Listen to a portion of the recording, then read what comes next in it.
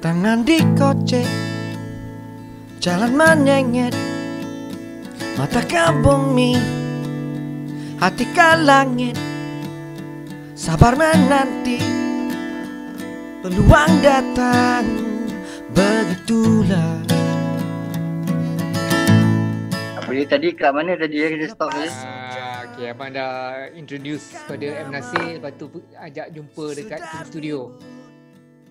Lepas tu okay. abang punya, because of your English education tu boleh lah berbual, boleh communicate lah dengan dia orang. Boleh communicate dengan orang semua.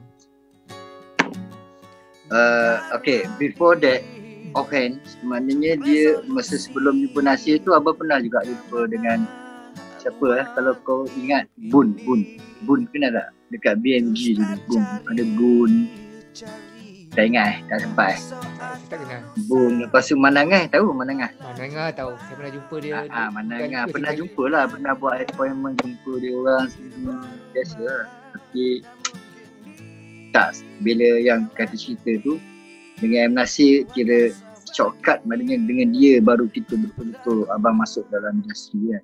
Baru bertapak. So okay, first selepas pada jumpa dengan dia tu ada M. Nasir kan dia jenis bercakap pendek-pendek kan. Dia jenis tak banyak berbual macam kita lah kan. Tak uha-uha lah. Dia satu soalan tu pendek kan. Macam tu lah. So kita pun tak faham lagi, abang tak faham lagi karakter dia macam tu kan. Tapi banyak kita boleh assume that dia ni memang bukan kaki cakap lah kan. Memang dia pendiam lah. Kalau tak kenal lah pada mula-mula tu kan.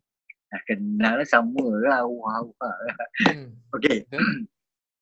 The first question dia tanya, datang daripada mana? Beritahulah datang daripada Terengganu ni. And then macam interview lah ni. Lepas tu soalan yang abang tak dapat lupa lah, yang buat abang lagi rasa agaknya from that question daripada dia, yang buat abang betul-betul semangat lah kan. Pasal bukan semangat lah, tercabar lah senang cerita. Soalan dia macam ni je. Sekarang umur kau berapa? Dia tanya. Masa ketika tu. Kata aku 26. Masa tu umur 26. Kenapa kau datang lambat? Soalan dia. Kenapa kau tak datang masa umur 18? Dia cakap macam tu. Jadi kira macam tergugak juga kita nak jawab kan. Lepas tu tapi abang dah kata aku bukan tak boleh datang umur 18, tapi aku punya komitmen ties dengan family buat aku tak boleh nak bergerak. Tak boleh nak lari daripada tanggungjawab. Pasal aku anak yang sulung. Tu macam tu Pasal dia compare dia. Dia compare diri dia. Dia kira macam ranjau awal. Dia melukis sekejap kat Singapura. Lepas tu dia dah cabut pergi. Dia kira dia dah nekat cepat kan. Masa tu itu yang agaknya dia tanya soalan macam tu. Kenapa kalau engkau umur 18, engkau mungkin capai kejayaan lebih awal daripada engkau umur 26. Itu yang kita faham lah, yang abang faham. Masa tu penting untuk nak create ambition lah, untuk nak achieve salah satu benda tu. Okay, jadi kat situ abang rasa tercabar. Okay, bro, kau bagi aku 2 tahun. Mana 26, 27, 28. Kau bagi 22 tahun aku dengan kau belajar ke whatever apa, aku guarantee aku can make it. Betul ke? Dia cakap kan. Jadi dia pun terperanjat juga kan. Dia ingat aku nak bungkus balik je kampung kan. Bawa beg balik kampung kan. Pasal umurnya pasal. Okay, kita bet.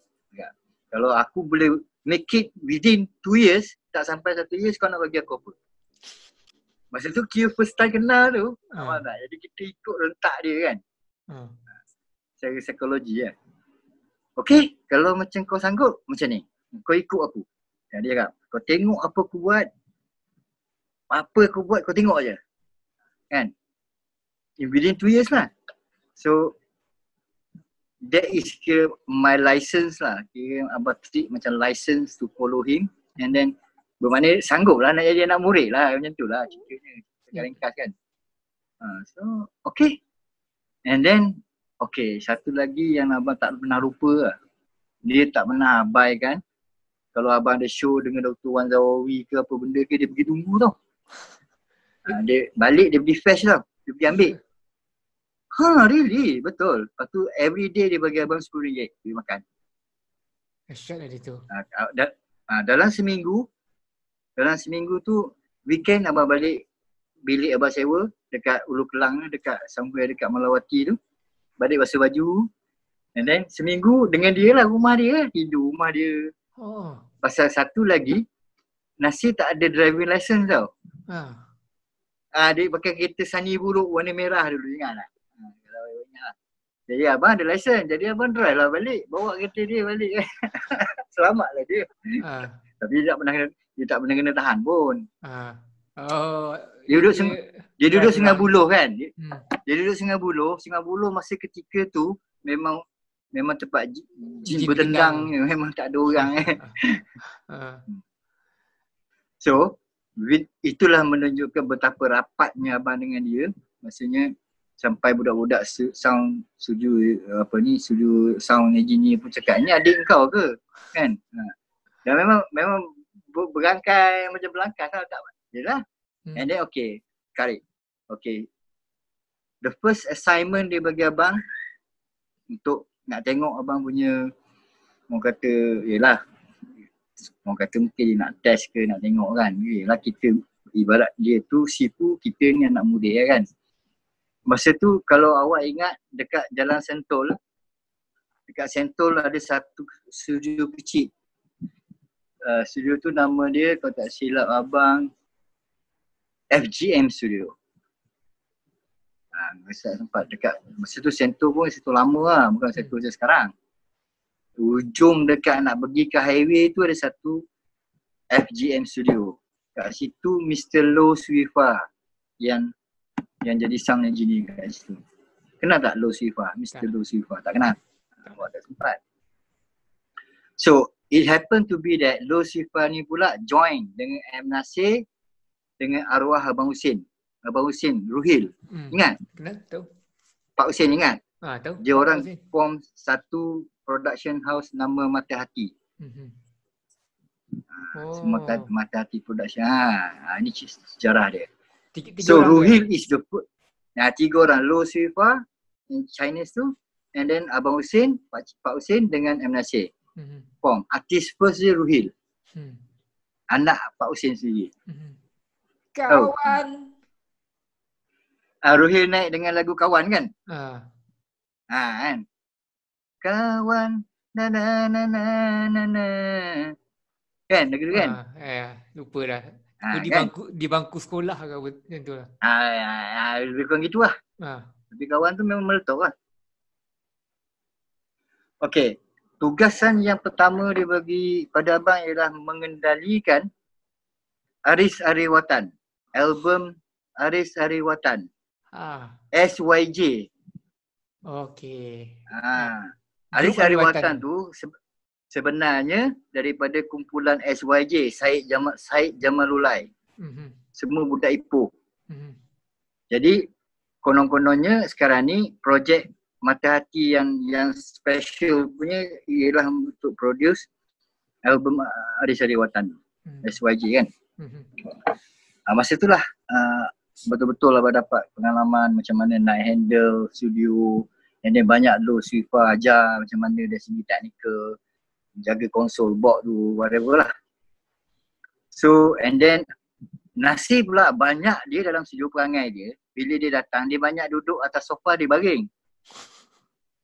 Sampai dia tidur. Jadi aku lah yang kena buat kerja.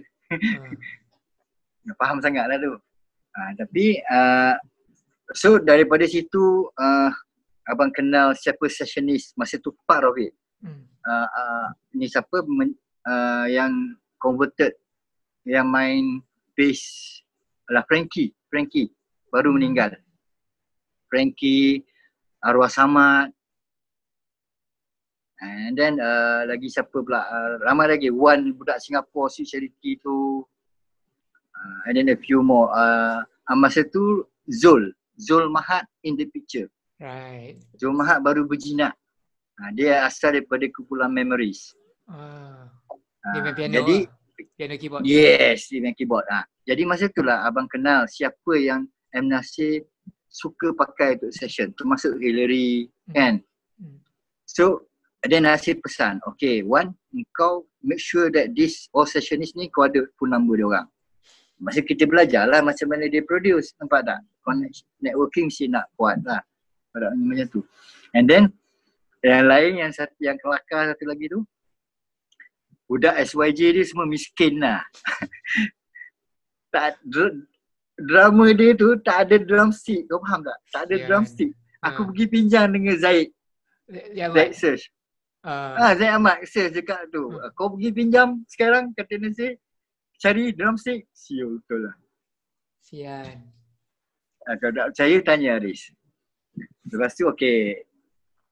Then itu juga yang dapat first time dapat title dalam kredit album tu, penolong penerbit. Terus jadi penolong. Penolong penerbit. Kira okey lah tu. Kira abang dengan Abang Nasir age macam mana? Umur?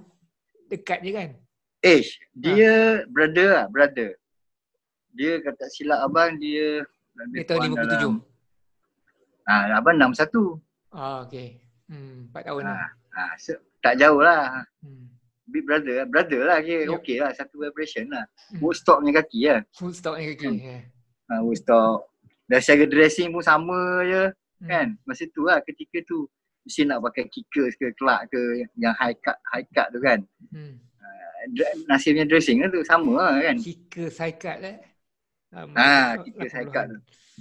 So Ari Watan tu album yang pertama yang co-produce lah, penolong assistant. Yes, co-produce, correct. Co-produce tapi album tu tak pergi sangat. I tak tahu, mungkin ada lagu abang dalam ke promotion wise ke. Ada satu. Itu sebagai orang kata tempel lah, just fill in the blank lah, bukan lagu killer pun kan. So Abang Nasir ambil abang okay, retetan daripada tu apa dia? Abang M. Nasir ambil abang ni because untuk bantu dia produce lagu, ataupun dia sudah dengar abang punya lagu-lagu? Apa sebab utama dia? Okay, kalau tengok daripada pengalaman Nasir produce group, kebanyakannya Nasir akan ambil group yang mana boleh bermain sendiri tau. Dia tak layan sangat group-group yang pakai session yang tak boleh main ni. So group mana yang play, all musician boleh main sendiri, arrangement sendiri, ada lagu sendiri, dia privilege kat situ. Dia bagi keutamaan kat situ. Pasal pada dia, production yang dia buat tu ataupun group tu sendiri ada aset sendiri kan. Tak payah nak menopang orang lain, nak cari orang lain kan. So itu satu benda yang abang perhati lah. Abang tengok, abang perhati, dia goes for bakat. And then it's not just tengok muka glamour ke, muka cantik ke, handsome gila babi ke, tak ada lah. Dia tak ada. Dia kira seni, bakat, talent yang ada dalam grup. Itu dia ambil kira Nasir. Abang nampak kat situ lah. Senang kerja. Lepas tu arrangement pun tak adalah nak pakai professional arranger, tak ada. Semua arrangement datang daripada budak-budak tu, dan dia sendiri collaborate lah. That's what I did to Iklim. So pengalaman belajar dengan dia, mana abang gunakan lah experience tu. Lepas tu bila pasal Nasir ketika tu dia kena ada, dia banyak production dia handle. Maknanya dalam satu hari timetable dia tu daripada hari Isnin sampai hari Sabtu tu, schedule dia tu memang dah ada. Maknanya dia kena ada pagi dia kena ada kat Kings, lepas tu dia kena lari kat FJM, dia kena lari kat channel, example lah kan. So dekat Kings pun dia dah control 2-3 studio. Dia punya job banyak masa tu. Cuma ada yang dia. Abang dapat tahu Korpatasa punya guys pun ada juga involve dia sebelum abang kenal Nasir. Banyak macam Usuk yang tolong dia, Abang Usuk kan. Yang dia percaya sajalah yang boleh, yang tak boleh dia tak suruh kan. Biasalah. And then macam Sani dengan Sisu punya memang tak ada lah kan. Tapi Usuk banyak juga tolong M. Nasir produce. Hmm. So okay, lepas pada tu dan bila dah pergi Kings tu lagi kita punya connection networking lagi luas lah. Maksudnya masa situ memang Kings tu kira memang yelah nama lagi Kings kan. Maksudnya production yang hebat-hebat memang kat situ lah. Situ lah hebatnya. Memang hebat-hebat yang meletup-meletup pun memang kat situ. Tapi kita faham studio tu meletup because composer ataupun producer yang top ada kat situ. Sebenarnya Betul. yang buat Kings buat duit. Chong Hock buat duit kat situ lah. Kan? Nampak tak? Bermakna kalau tak ada kita kat situ, dia tak ada bisnes juga. Nampak? Kan? So okay, bermakna lepas pada tu kat situ abang kenal dengan Datuk Ahmad Nawab, kenal banyak lagi lah. And then Fauzi. Fauzi tu abang pernah pergi AMI jumpa dia sebelum kenal Nasir. Kenal juga lama jugalah. Lepas tu Abang Rahim. Abang Rahim pun best. Abang Rahim memang best pada dia. Lepas tu Ali Bakar. Ali Bakar kan? Aziz Bakar jangan cerita lah tu, dia BMG dulu top punya company yang buat album kan. Malay lokal kan. Rahim Osman apa yang best pasal dia? Dengar cerita dia garang. Dia in person tak ada lah. Dia memang best. Dia dari segi arwah ni dia ada sikit unik lah. Dia jenis macam nak kata macam mana. Dia Lone Ranger actually. Dia Lone Ranger. Dia tak banyak sangat kawan. Compare to M. Nasir. M. Nasir ramai orang promote dia kan. Tapi Rahim ni dia tak suka. Dia certain people je yang dia ni. Tapi dia okey dengan M. Nasir, dia okey. Dia unik lah. Maksudnya kadang-kadang Zul, come ikut aku pergi. Dia minum air lah. Macam tu lah. Lepas tu sembang dengan dia. Dan dia pula, dia lah masa mana dia buat lagu abang tak tahu lah. Kan? Tapi tak pernah tengok macam abang dengan M. Nasir nak depan-depan dia buat lagu dengan kita kan, sama-sama kan. Kadang-kadang okey, ambil gitar, kita backup dia ke buat lagu ke. Walau coding tunggil langgang ke apa benda, M. Nasir tak peduli je kan. Jalan je kan. Dia melodi yang penting kan. Kadang-kadang dia bagi pun aku kata lagu apa dia bagi tak ke budak tu, ke grup tu tak apa-apa kan. Pandai memang weird lah. Tapi macam Rahim, Rahim memang teratur. Dia buat lagu, maknanya kita dengar nampaklah lagu. Tak adalah macam mengarut kan. Because dia punya main instrument apa bang? Dia punya main instrument. Yes, because dia tu musician. Rahim is a musician. Dia main Dia gitar. punya major instrument blowing. Dia main flute. Flute ya. Dia punya major instrument. Dia musician. And then okay lah, tak ada masalah. Okay. And then siapa lagi dalam Kings tu yang kawal Kings tu masa tu Rahim. Because Rahim it happened to be the same company that M. Nasir buat kerja. Masa tu BMG. Correct? Got it? So cuma Rahim cara Rahim, M. Nasir cara M. Nasir. Dua producer yang hebat duduk dekat BMG masa tu. Mana memang gah lah masa tu kan. Rahim Osman memang tak boleh lah. Dia memang sign under BMG lah, bukan staff. Bukan staff of BMG. No, aku tak tahu tu. Tapi yang ternyata yang ni katanya Rahim arwah tu pernah bercakap, aku kalau diorang tak bagi apa pun nak je, aku lari. Dia cakap macam tu. Pasal tu Aziz Bakar, Aziz kan tahu kan Aziz Bakar kan? Tahu. Aziz Bakar jaga Rahim ni betul-betul. Dan Rahim Osman jugalah yang bawa si budak Arif Syahri Amri masuk dalam jadi storekeeper. Dia yang found out. Rahim Osman yang found out. Yes, yang discover. Personally Rahim cakap budak tu sekolah sampai darjah 6 je, tapi dia punya talent dia kau tengok kau tak percaya. Masa tu dia budak tu betul aku cakap kau. Ya dahsyat. Rahim discover budak tu macam contohnya Rahim discover abang, Abang Nasir discover abang lah, tapi tak ada discover pun abang yang jumpa dia. Tapi jumpa dia. different lah. Macam cerita Rahim, cerita Syahri tu abang sendiri tanya dengan Syahri. Syahri, kau macam mana boleh kerja dengan Abang Rahim?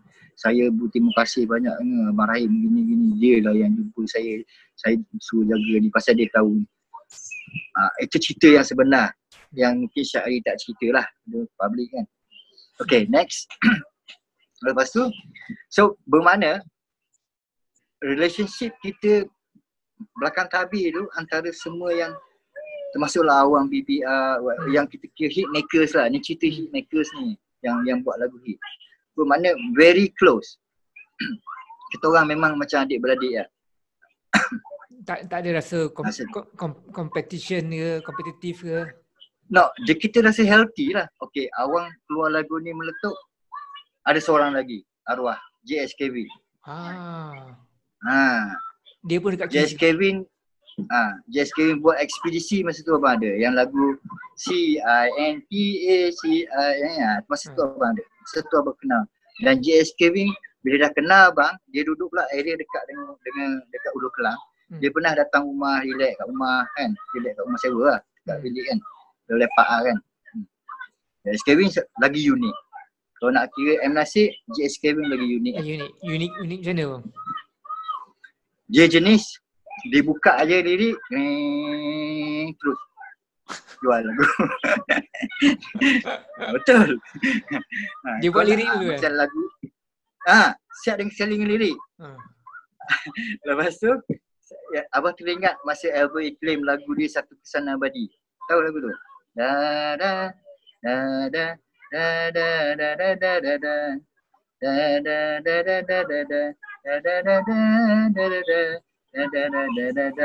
Tajuk album pertama Iklim Satu Kesan Abadi, lagu dia. Siapa yang discover dia?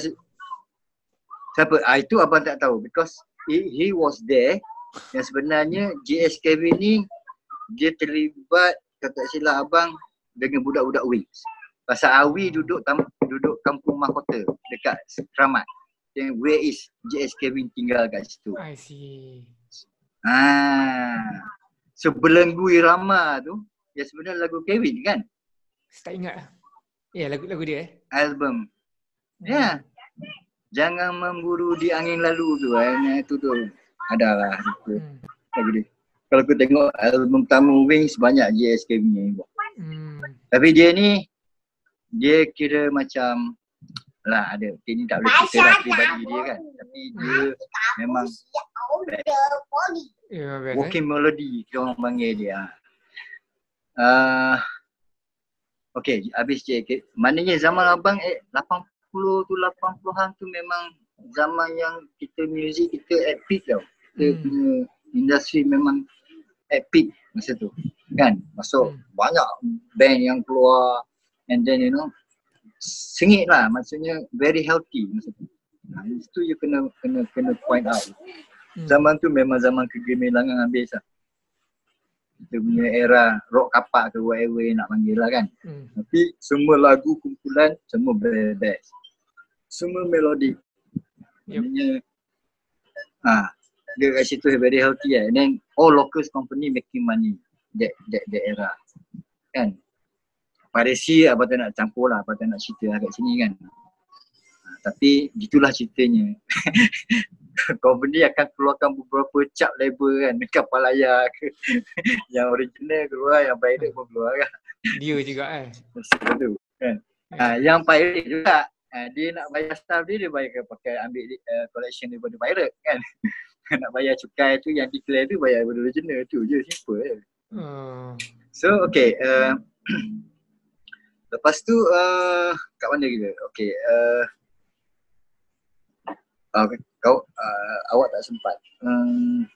Kemunculan album Eka Matra sempat tak? Tak sempat. Tapi tahu album tu meletup kan? Tahu. Tahu tak lagu Pusara di Lebuh Raya, Setuhan Kecundang? Tahu. Hanyalah Satu Persinggahan. Lebih kurang 3 lagu ni album pertama Eka Matra meletup. Lagu Fauzi, lagu M. Nasir, lagu Abang. Itulah abang rasa achievement abang yang paling tinggi. Ini sebelum Suci Dalam Debu lagi tau. Okay. Eka Matra lagu mana before. years before Ah. before 90. Eka Matra abang nyanyi 89. lagu mana? Eka Matra? Yang mana? Lagu abang. Yang mana satu nak? Lah. Itu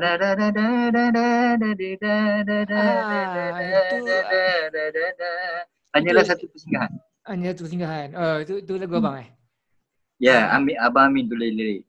Lagu Amin M. Sahab. Nasir, Setuang Kecundang. Kita da da da da da da da. Yang Fauzi Pusara di Lebuh Raya kan? Kan? Tahu lagu tu? Tahu. So 3 lagu tu meletup dalam album Eka Matra. Area Johor, Setuang Kecundang. Contoh kan? Area Utara, Pusara Lebuh Raya. Area Pantai Timur, hanya satu singgang. Dia punya producer dia yang jaga budak-budak tu nama Izan. Arwah dah meninggal. Izan tu beli Savannah X7 yang pintu boleh buka tepi. Siapa ada pakai daripada hasil album. Lepas tu itu kecundang sampai sekarang tu. Tu kecundang, terus jatuh kan. Terus Rahmat pun keluar singa dia kan. Okey. Jadi ini kita cerita bila masa tu abang punya achievement, kau boleh duduk sebaris dengan komposer yang top. Dalam satu album tu nama kau dah dijulangkan, maknanya lagu tu pergi, bukan orang paksa tau, lagu tu pergi sendiri kan. Nampak achievement yang besar. So pada tu abang baru dapat duit daripada lagu ni. Tak banyak pun, pergi ambil royalty dekat EMI. Masa tu publish bawah EMI kan. Izan sub-publishkan album tu pada EMI yang CBO. Pergi ambil check dengan Mrs. B, Puang B tu, Madam B tu. 3,000 lebih menggigil dengan aku. Baru 3,000 lebih menggigil. Lepas tu seminggu ke nak raya kan. Wih, banyaknya aku dapat duit ni. First time. Selalunya RM70 kan. Biasa lah RM80 kan. 3,000 menggigil. Itu pengalaman lah. Lepas pada tu, bila dah start daripada situ, pada satu hari tu M. Nasir datang jumpa abang. Dia kata, Wan, aku ada satu job lah, kata dia. Job ni aku dah lama sangat. Cina tu dah berkali-kali, dia panggil Cina lah. Cina ada syarikat lokal. Syarikat tu SES Record. Yang iklim duduk tu lah. SES Record tu yang si Wan lamunan apa? Album naik Wan. Bossa Nova tu. Bossa Nova tu duduk bawah company tu. Suara Cipta Sempurna SCS Record. Jadi ceritanya Nasir dah assignkan, dah diberi tugas satu job. Kalau awak masih ingat Zamri yang jual obat tu. Zamri tu. Zamri. Apa lagu dia tu? Tugu Cinta ke benda kan? Tugu Cinta ke benda? Tugu Cinta lah benda. Jadi kisahnya Nasir dah perap album tu dah almost 1 year. Kau tahu lah dengan kepala. Jadi agaknya dah Cina tu call agaknya dia ke apa hari-hari ke. Dia suruhlah abang pergi bereskan album tu. Dekat Rediffusion. Betul-betul depan GH Hospital. Ada satu studio Rediffusion. Ahmad Nawak selalu kat situ. Pasal kat dalam bandar tu ada 2 je studio yang ada nama Channel 11 dengan Rediffusion. Channel 11 dekat tu Jalan Raja Buk tu belakang Cokit tu. Kat KL International tu. Right. Jadi abang pun sudahkanlah dia punya saki-baki kerja tu, album tu kan.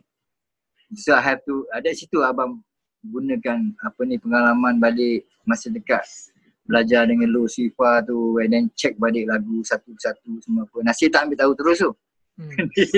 Dia pejam mata. Aku janji kau siapkan. Kau nak buat macam mana kau buat. Dia tak datang pun studio. Siul betul lah. Wan tu bukan Ali punya lagu A.Ali. Dia meletup dengan lagu A.Ali. Dia bukan Oh. meletup dengan lagu Nasir. Kan? Lagu A.Ali tapi produce abang lah co-produce. No. One A.Ali produce. Yang cerita ni Zamri. Dia duduk di bawah bumbung yang sama dengan Zamri. SES Record. I see. Okay, sorry. Abang tak kenal pun si Wan tu kan. Okay, faham. So because kita ni buat kerja untuk Nasir kan. So okay, pendekkan cerita lebih kurang dalam seminggu lebih-lebih kat 2 minggu lah. Beres lah. Kerja tampal Nasir punya plaster tu dah cover lah kan. Tu Cina tu okay, puas hati lah kan. Pasal dah lama sangat dah, almost 1 year kan album Zamri tu tak keluar kan. Jadi siap aja. Okay, settle. Aku pun bagi report kat Nasir. Say, okay, this is master. Kerja dah siap. Aku dah selamatkan gini. Okay. So, di situ maknanya okay lah. Maknanya macam ibaratnya boleh harap lah. Nasir tu boleh harap lah. Maknanya Wanzo ni boleh harap lah. Boleh tolong lah kan. Benda tu. So, but because kat sini Budi, abang pegang benda kat situ. Kita orang Pantai Timur ni selalu ingat macam tu. Duit finish nombor 2 lah kan. Kau tolong aku tolong kau lah. Macam tu lah. So, okay, for your information of record, Nasir pernah datang kat rumah abang sekarang. Abang duduk sekarang ni. Tempat ni? Maknanya dah berkawan sampai ke tahap datang rumah. Cuma abang tak pergi Singapura je lah. Pasal dia pun tak balik Singapura, jarang kan. Dia balik pun pasal arwah Nana tu. Arwah isteri dia kan. So maknanya tak ada studio pun, maknanya kita still berkawan sampai ke rumah lah. Maknanya that shows maknanya lebih pada macam kata adik saudara angkat lah. Bukan sebagai pekerja je lah kan. Orang kata apa ni, yelah maknanya intim lah, rapat lah. Nak cerita kan. Mesra sangat. Abang punya life pun sendiri pun, kalau abang sesak ke pasal lagi emergency tu, wife nak bersalin, anak yang first dulu tak ada duit nak pergi private hospital kan, nak bayar pun Nasir yang bayar kan. That kind of things lah sampai ke kata kan macam adik-beradik lah. Jadi tak ada masalah lah tu. Cuma ada benda jugalah yang kecil hati tu bergaduh secara batin tu ada juga. Ada juga? Ada juga. Yang kes yang contoh aku 2 minggu aku tak pergi jumpa dia. Aku balik duduk kat dalam bilik aku relax. Pasal apa kes dia cakap lagu aku tak sedap.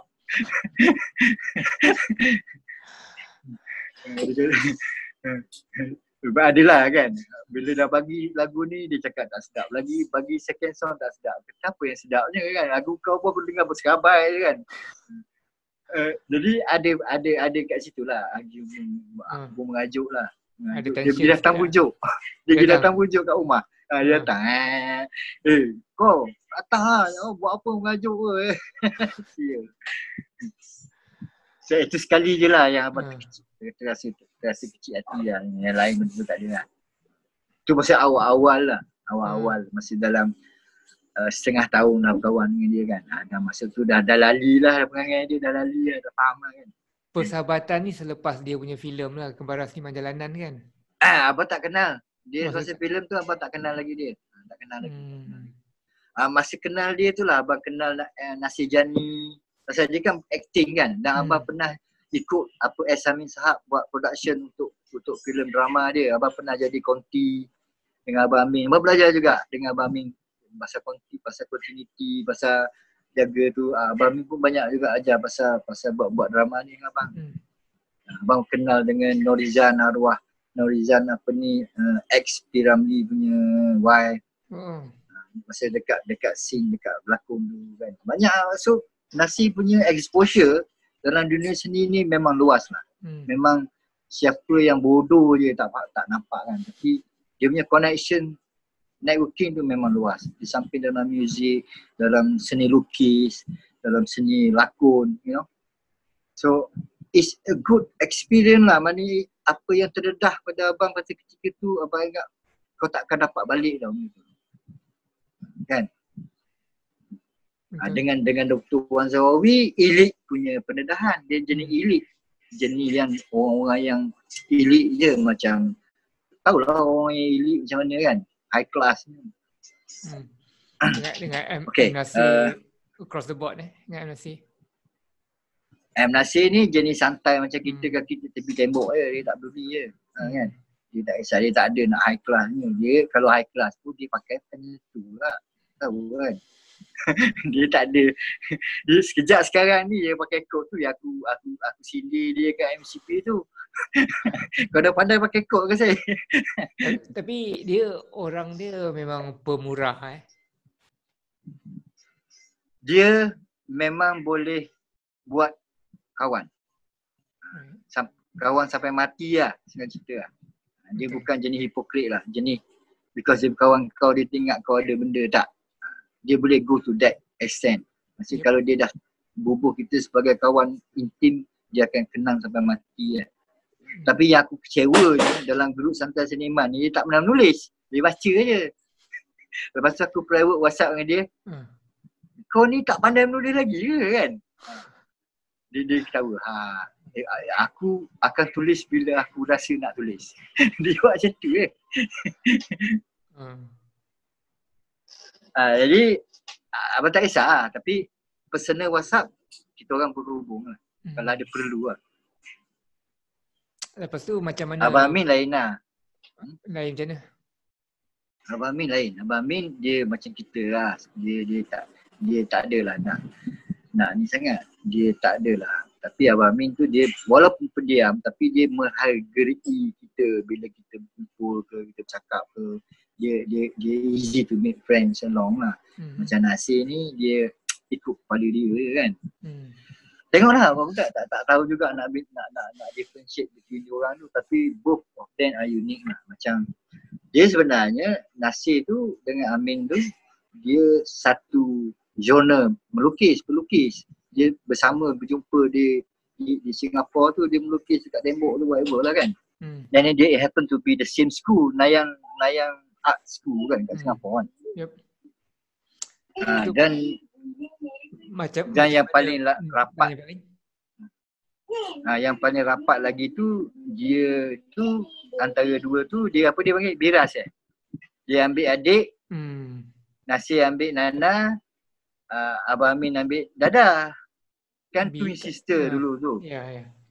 Nana dengan Dada tu, Junaida dengan Junaida tu ialah daripada group twin sister. Ideal sister ke twin sister? Ideal Sisters.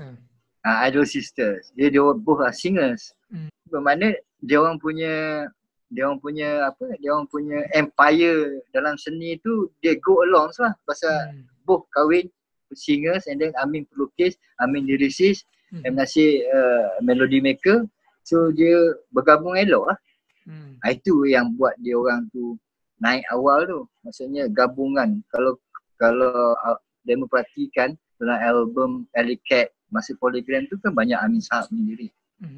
And dan dalam Kembara Seniman tu pun Nasir lirik Abang Amin banyak. Kan? So they will be working together so long. Kan? Dan dia meraih kejayaan tu ataupun buat harta banyak lah. Melalui album Alicat, tak habis makan dah kat situ. Pasal tu the first question dia tanya abang, kenapa kau datang lewat sangat? Itu dia. Nampak tak? So that apply that kalau aku datang awal, bermakna mungkin kejayaan tu awal, mungkin banyak harta boleh kumpul. Dia sarkastik sikit Nasir ni. Kita nak kena pintas apa yang dia cakap tu makna dia maksud lain. Itu yang dia kena ban. Pasal dia cakap macam tu dia kena ban. Ingat tak? Dia kena ban kan masa Datuk Ahmad Rahmat tu. Ada Pemadi whatever. Okay. Dia cerita orang-orang yang rapat dengan dia pun mengkhianati dia juga masa tu. Yelah.